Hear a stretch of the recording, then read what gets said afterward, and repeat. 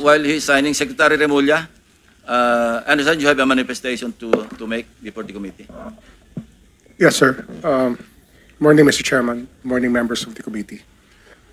Due to the gravity of the allegations in the affidavit and it being a sworn statement, I believe that this will be very helpful to the Department of Justice and the Witness Protection Program in trying to file a case as soon as possible, as this is the demand of the people. This is what the people of the Philippines want. So in that regard, Mr. Chairman, I hope that I will be allowed to bring Mr. Alcantara to the DOJ this morning so that we can evaluate his affidavit in full, given all the annexes, and that we can also ask him to sign certain documents that may be necessary to pursue the malefactors mentioned in his affidavit. That is our request, Mr. Chairman. On condition that you have to bring him back after lunch, so the members of the committee may also propound questions. Yes, sir. We will bring him up. We bring him back by 1:30 to 2 o'clock, sir. In the meantime, they can read the affidavit, the signed affidavit, so they can prepare their questions later. Yes, sir. Any objection? Hearing none. So the manifestation or the request of the Secretary of Justice is hereby approved or granted.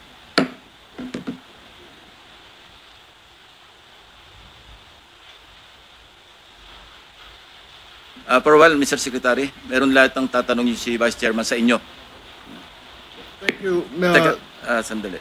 Anyway, you're the Vice Chairman. Go ahead. Thank you, Mr. Chair. May question lang po ako kay Secretary Remulla.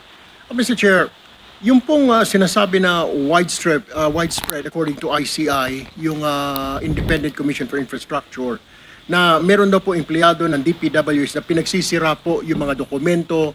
Ito po ay parang itinatago, Mr. Chair.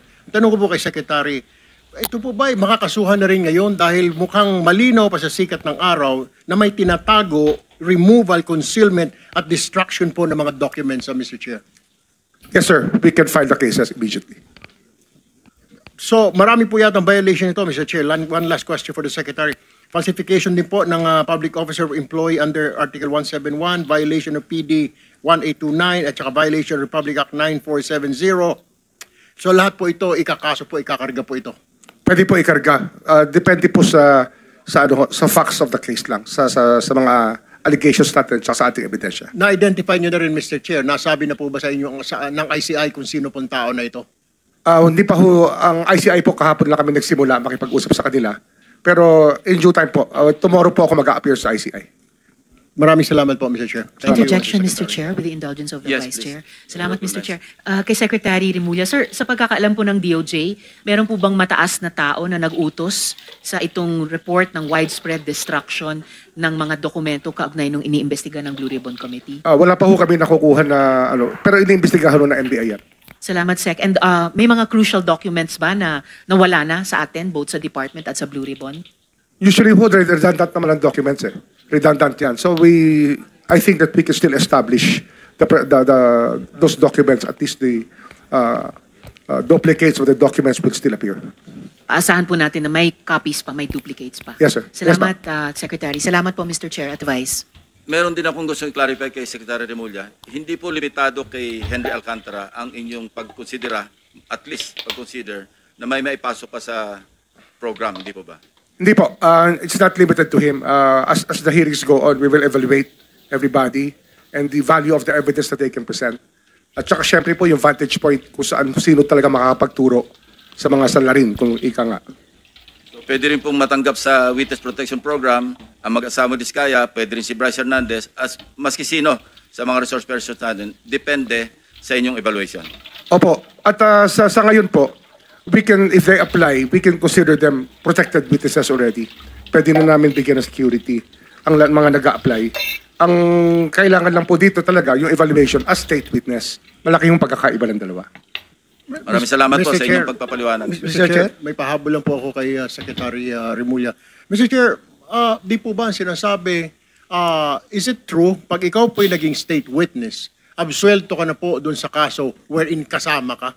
I mean, just point of clarification, Mr. Chair. I'm not a lawyer, so pakipaliwanag na po. As a state witness, hindi ka na po matcha-charge sa kaso na yan. Tama po ba ito? Kung na-charge na po, pwede ho ma-discharge ng court. Pero pwede rin ho hindi namin i-charge. At ang i-charge namin yung mga tinuturo po ng state witness. Kung siya po ay maging state witness. At sa aming, ang mahalaga po dito, yung magiging agreement ng DOJ sa magiging state witness ay hindi ho sila mag-violate ng mga patakaran na nakalagay po sa Memorandum of Agreement between the state witness and the Department of Justice. So this is one way, Mr. Secretary, Mr. Chair, na mapapanagot po natin, aabutin po natin yung pinakamataas dito, Mr. Chair. Yun po yung ideya. The higher up the food chain, the better. Kasi yun po yung gusto natin mangyari dito at managot po. Yung dapat managot. Kasi dapat po matutunan po ang bansa natin. At hindi na ho talaga tangkapin yung ganito mga gawain ng mga leader natin. Yun po yung ating gusto mangyari. Mr. Chairman, I'm sorry. Yeah, Mr. Chair, one last question for the Secretary. Nabigyan na rin po ba kayo ng abiso ng Pangulo na wala pong sisinuhin because yun po yung press statement niya, kamag-anak, kaibigan, kaalyado, wala pong sasantuhin. Were you given that instruction already, Mr. Chair? Opo, ayan po ay malinaw na malinaw sa aming usapan. Sa mga usapan namin mula nung simula pa ho ng kanya pong ni-reveal yung mahiya naman kayo speech ay sa SONA po.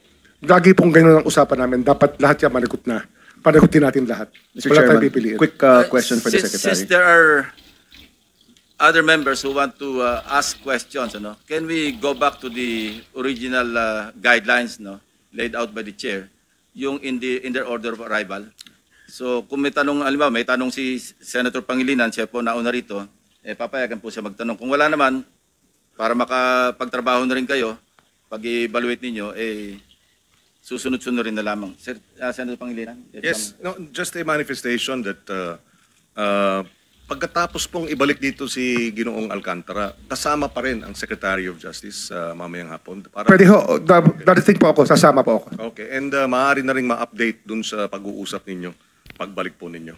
Doon na lang po ako magtatanong. May mga bagay po siguro baka executive session natin pag-usapan. Yes. With that, wala na po akong tanong kay Thank you, Secretary. Senator Kiko. Senator Bam? Quick question for the Secretary. Secretary, pagdating sa pagbabalik ng pera, tama ba na pwede itong gawing kondisyon sa pagpasok sa Witness Protection Program o pagiging state witness? O hindi ho kasama ang usapin po ng pagbabalik ng pera? Ang ano ho kasi, ang pagbabalik ng pera, yan po inuutos ng korte. Pero para ho makita natin ang good faith ng isang testigo, isang tanong po yan na binibigay natin sa kanila. Kasi kung gusto ho nila maprotektahan, dapat yung full good faith, isosolid talaga nila. Yun po yung isang test natin sa kanila. Hindi ho, wala ho sa patakaran, pero isang test po kung reliable po yung witness o hindi. Mr. Secretary, palagay ko po yan ang hinihintay ng maraming tao. Kung meron pong mag-state witness, mahalaga na maibalik po yung pera na ninakaw po sa ating bayan. Opo, salamat po. Mr. Chairman, just very quickly lang, just to follow up. Okay, Very quick. go ahead. Yes, at doon sa usapin, kasama ba na sa usapin ng good faith, ilalabas niya lahat ng mga accounts niya at ipapaabot sa inyo?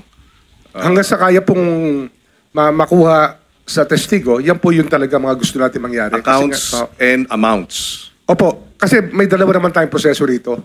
Pwede ho itong hingin sa kanila. Kung di naman nila ibibigay, andyan naman po yung ating Anti-Money Laundering Council na pwede hong mag-freeze ng accounts. At yun lang po, papa-forfeit lang po natin sa Sandigan Bayan pagdating ng panahon. Willing ba si Ginoong Alcantara ngayon na sasabihin niya sa pag-uusap niya? Senator Pangilinan, you're limited to one Yes, question. yes or no lang, Mamaya yes na or lang tanghali. Oh, yes or no lang, Mr. We will ask him. I think that he has signified his willingness to do that already Ayan. in a prior message to one of the contacts in the Senate. Sir. And for the record, Mr. President, si Ginoong Alcantara is nodding his head. Hindi man siya nagsumagot, he is nodding his head. Thank you. Thank you. Senator Risa. Quick two follows up, Sec, dun sa kaninang issue ng reported na destruction at tampering ng mga DPWH documents kaugnay nitong investigasyon.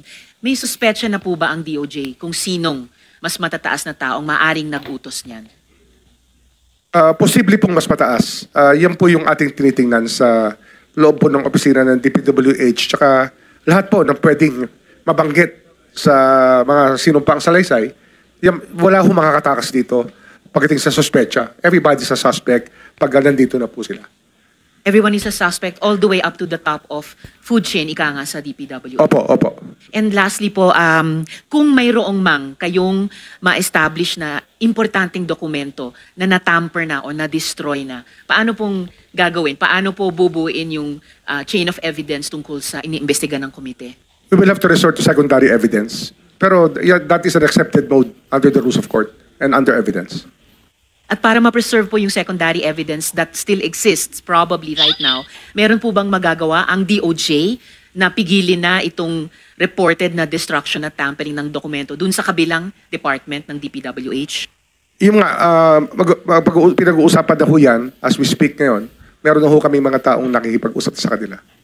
Salamat po, Secretary. Mr. Chair. Thank you, Senator JB. Mr. Chair? Let's limit our questions kay Secretary Remulla para mamaya sa mga ibang resource persons na lang. Senator JB? Hindi, teka muna. Meron tayong Senator Soto is next. Wala. Senator Marcoleta. Senator Soto. Wala. Senate President. Senator Marcoleta? Thank you, Mr. Chair.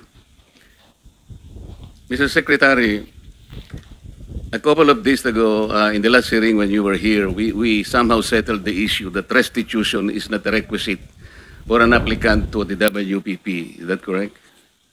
It's not in the law. But sa akin ko kasi, hindi lang po batas na nag-dictate dito.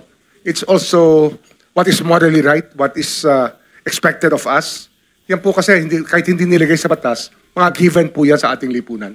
What do you mean by that, Mr. Secretary? Kasi wala nga sa batas yung Wala nga sa batas. Yung Then, requirements ano ilalagay mo sa batas? for admission to the witness protection. Ang restitution is not part of it.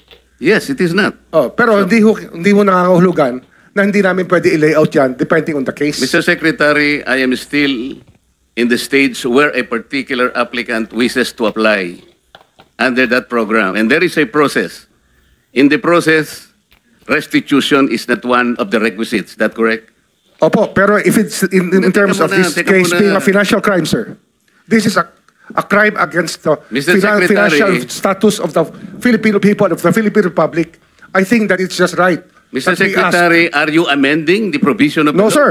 No, sir. But that is how we run the witness protection program. As a lawyer, Mr. Secretary, may I ask you, in a criminal prosecution, the civil liability is impliedly instituted. Is that correct? Of course. Kaya nga eh. Hindi naman nangangahulugan kung sakasakali na natapos na yung criminal prosecution, kapag ka nakita na mayroong criminal liability yung tao, because it is impliedly implied, doon lang magkakaroon ng restitution. It will come after. Paano mo sasabihin na magre-restitute ang isang tao? Meron na bang findings kung magkano i-restitute on how it can be restituted? Nag-a-apply pa lang eh.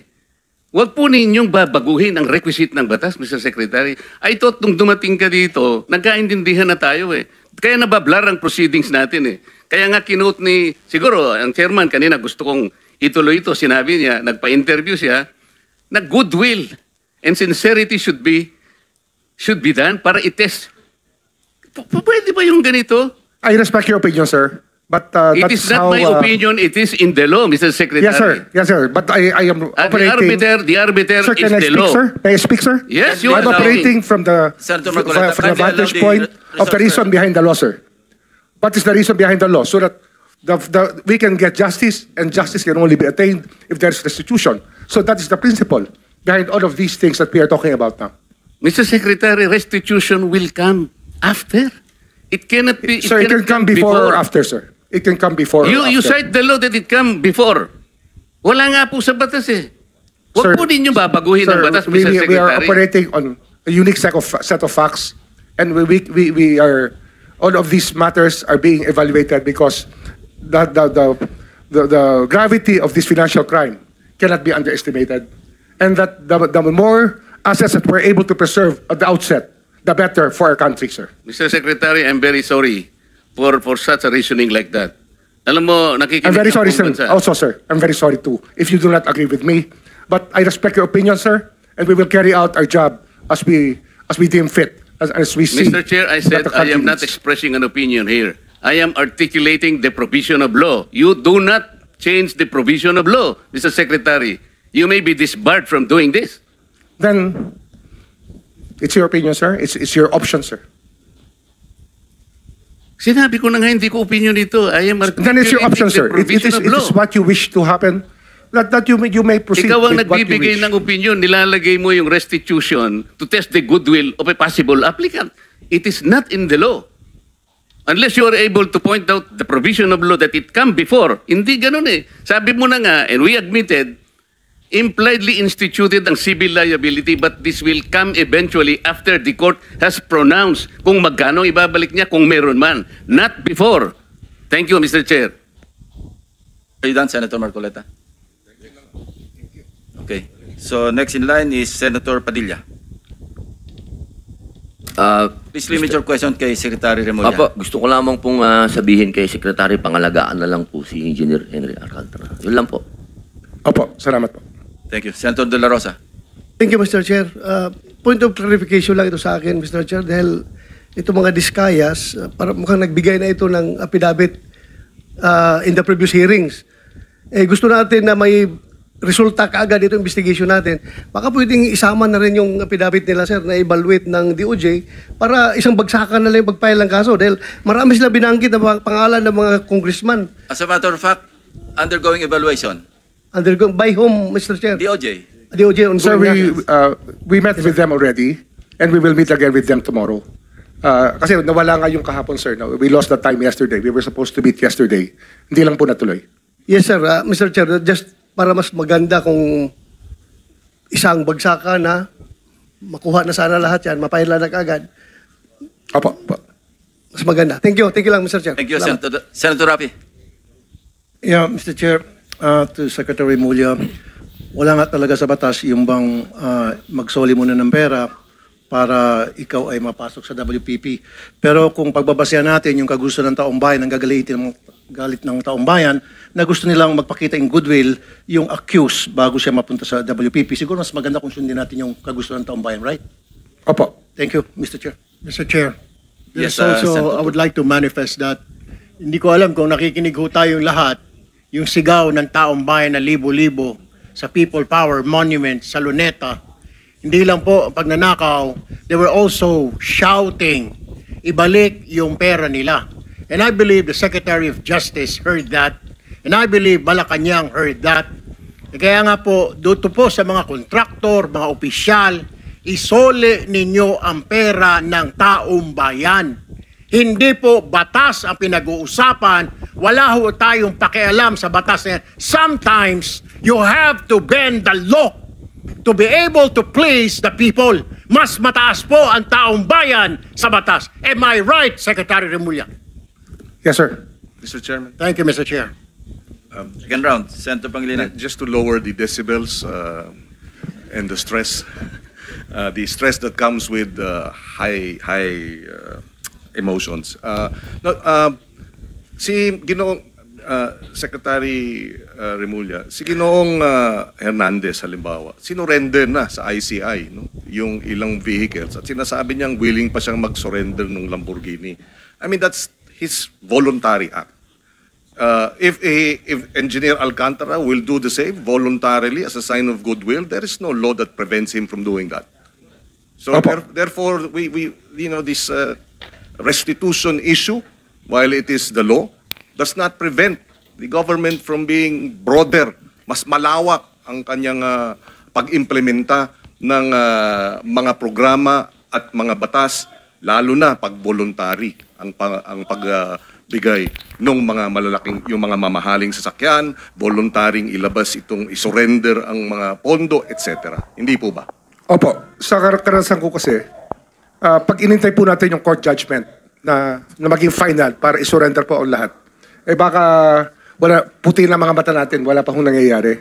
Kaya habang maaga po, we try to get as much para maibalik na po sa taong bayan yung dapat hong ibalik. In fact, yung pagbabalik is a sign of cooperation, which the courts will eventually consider when it sentences or if it provides the exemption and the immunity. Hindi po ba? Opo.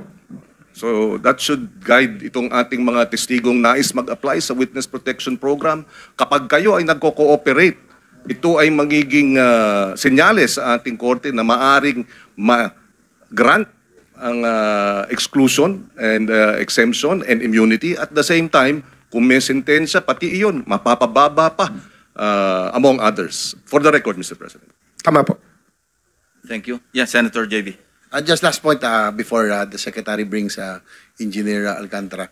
Anyway, nagkatama yung haka-haka natin that Engineer Alcantara might just be the missing link to the higher officials that the people have been longing for. No? Nabanggit niya si Yusek Bernardo, Saldico, and some other legislators. So I'm hoping that, Mr. Chair, that he will be back so that we can pursue further. And ang sabi ko lang kay Secretary Remulla, I hope that you can evaluate further kasi mukhang very vital and very yung kanya pong testimony or yung kanya affidavit is very vital doon sa ating pong pursuit of going after the big fishes finally. So I hope that he can be considered really to become one of our state witness in case. Thank you, Mr. Chair. Tama. Thank you.